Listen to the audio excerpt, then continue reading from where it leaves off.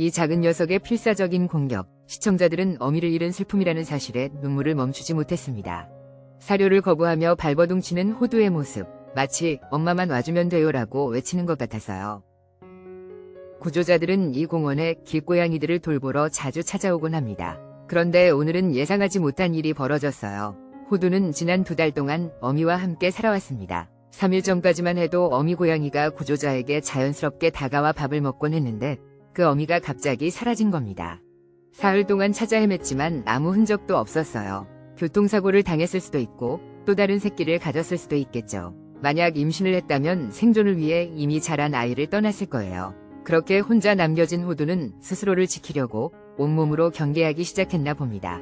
그런데 차바퀴 안쪽에 호두가 숨어 있는데 차가 갑자기 출발하려는 거예요. 구조자는 급하게 운전자에게 소리쳤습니다. 아이가 차에서 떨어져 다칠 뻔했어요. 크림이 사료를 건네주려 했지만 호두는 냅다 도망쳐버렸습니다. 놓칠까봐 구조자가 급히 뒤를 쫓았는데 호두의 울음소리에 턱시도 냥이가 나타났어요.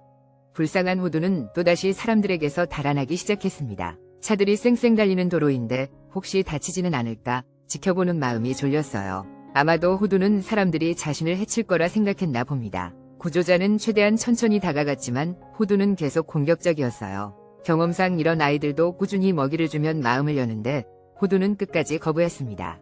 계속 도망만 가서 결국 붙잡을 수밖에 없었어요. 잡혀서도 여전히 핥히려 했지만 크리미 사료를 한번 맛보더니 숨도 안 쉬고 빨아먹었습니다.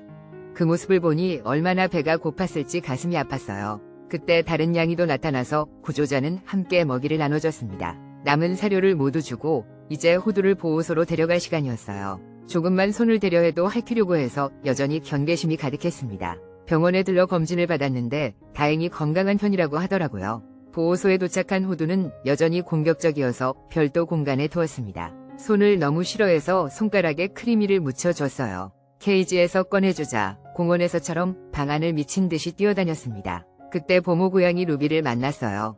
호두는 곧장 루비에게 달려가 뒤에 숨었습니다. 루비가 핥아주고 다정하게 보듬어주니까 호두의 공격성이 점점 사라지기 시작했어요. 루비의 사랑이 이 녀석의 마음을 녹인 거죠. 정말 사랑스러운 순간이었습니다. 맛있는 밥도 먹고 며칠 전 구조된 까망이와도 만났는데요. 두 아이가 앞으로 친하게 지냈으면 좋겠습니다.